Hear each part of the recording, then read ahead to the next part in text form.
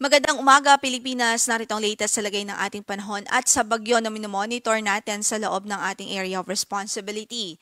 Lumakas pa nga itong si Bagyong Opong at huling nakita ang kanyang sentro sa layong 880 kilometers silangan ng northeastern Mindanao. So ang kanyang maximum winds ay umaabot po ngayon sa 65 kilometers per hour near the center at gustiness na 80 kilometers per hour. Kaya nasa tropical storm category ho ito sa ngayon. At ang kanyang movement west-southwestward at 20 kilometers per hour. So sa kasalukuyan, itong bagyo medyo may kalayuan pa po sa ating landmass. So wala pa po itong direktang epekto sa ngayon sa atin, sa anumang bahagi ng ating landmass in terms of winds o in terms of severe winds at mga pag-ulan.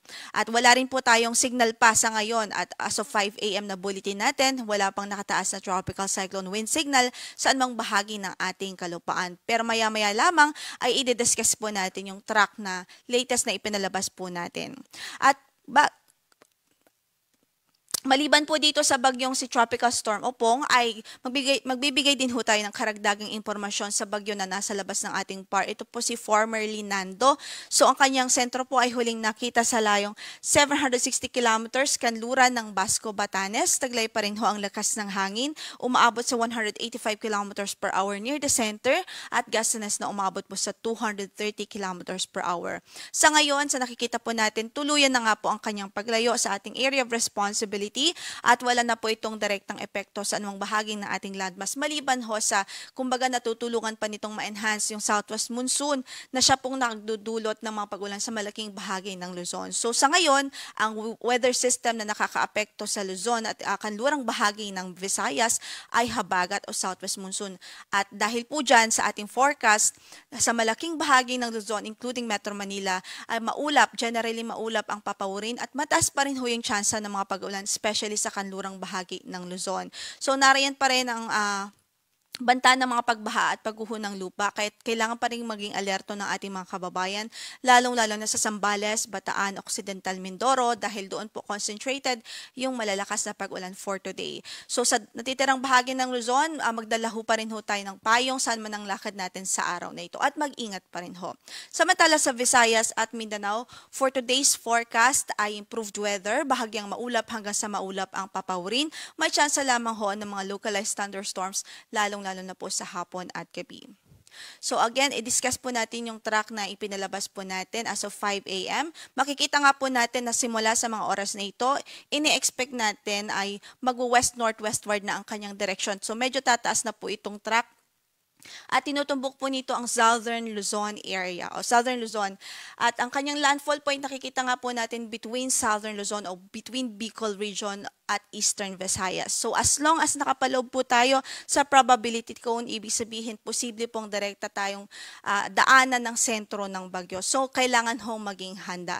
Dahil kailangan po nating maalala na hindi lamang po yung landfall point ang maapektuhan ng bagyo kundi meron pong diametro. Yung katawan nitong bagyo ay medyo malawak. So, ibig sabihin, imaginein ho natin kung sasabay po ito dito sa track, mahahagip ang malaking bahagi ng Visayas, ang halos buong Southern Luzon, at ilang bahagi ng Central Luzon by Friday until Saturday ho yan. So, sa mga kababayan natin, patuloy natin pinaghahanda at pinag-iingat. Please do the necessary actions para po maprotektahan ang ating buhay at mga ari-arian.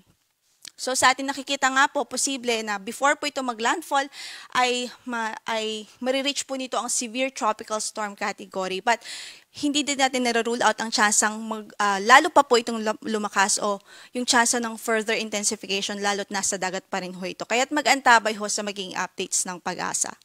So, ina-expect din po natin within today, posible ho na mag-raise na po tayo ng tropical cyclone wind signal sa ilang bahagi ho ng bansa o sa ilang bahagi ng Southern Luzon at Eastern Visayas para po magkaroon din tayo ng enough time na pag-prepare at enough lead time.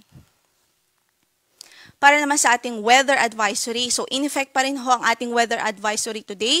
Ibig sabihin, possible pa rin ho yung 50 to 100 millimeters of rainfall dito sa Zambales, Bataan at Occidental Mindoro. At ito po ay dulot ng habagat o southwest monsoon. So, hindi pa rin ho pwedeng maging kampante. Kailangan pa rin maging alerto pa rin tayo sa mga banta ho ng localized flooding. By tomorrow naman, in-expect ho natin sa Occidental Mindoro dahil pa rin sa habagat, mataas pa rin ho yung tsansa ng malakas na pag-ulan. So 50 to 100 millimeters of rainfall pa rin ang inaasahan natin. Samantalang dito sa Northern Samar at Eastern Samar, bukas din magsisimula na pong maramdaman ang malakas na mga pag-ulan dahil po ito sa epekto ni Bagyong Opong. By Friday, makikita nga po natin lumawak na yung mga lugar kung saan ay makakaranas ng mga malalakas na pag-ulan. Medyo widespread ho na mga pag-ulan ang inaasahan natin dahil sa passage nitong si Bagyong Opong. So red o nakataas po itong red. Ibig sabihin, more than 200 millimeters of rainfall ang pwedeng maranasan sa Northern Samar at Sorsogon by Friday ho yan, as early as Friday. And then 100 to 200 millimeters of rainfall naman sa Eastern Samar, sa Samar, Masbate, Albay, Camarines Sur, Catanduanes, Camarines Norte, Quezon, sa Quezon Province. Samantala, 50 to 100 millimeters of rainfall naman sa Metro Manila, Rizal, Cavite, Laguna, Batangas, Marinduque, Occidental Mindoro, Oriental Mindoro, maging sa Romblon, Aklan at sa Capiz. So sa mga kababayan natin doon, kailangan pa rin hong mag-ingat at hindi po pwedeng maging kampante at patuloy po tayo mag-monitor sa updates ng Pag-asa ukol sa mga rainfall advisories, mga rainfall warnings, heavy rainfall warnings at even yung weather advisory po natin. So dahil naman sa epekto ng southwest monsoon, ito po yung patuloy na na-enhance ng dating si Bagyong Nando na nasa labas na po ng ating area of responsibility at ng bagyong si Tropical Storm Opong. Ay ina-expect natin ang mga occasional gusty winds o yung mga paminsan-minsang pagbugso ng hangin sa malaking bahagi ng Luzon sa araw na ito, sa Western Visayas, Surigao del Norte at Dinagat Islands. Habang bukas sa Batanes, Babuyan Islands, Cagayan, Ilocos Norte, Palawan, Siquijor, Camiguin, Surigao del Norte, Dinagat Islands, Davao Oriental, Davao del Sur at maging sa Davao Occidental. Habang Friday, sa Batanes naman, Babuyan Islands, Cagayan, Ilocos Norte, Siquijor, Northern Mindanao, Caraga at Davao Region.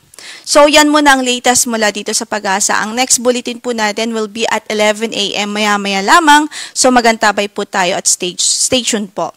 Ito ang latest mula sa Pag-asa Weather Forecasting Center. Ito po si Lori de la Cruz Galicia. Magandang araw po.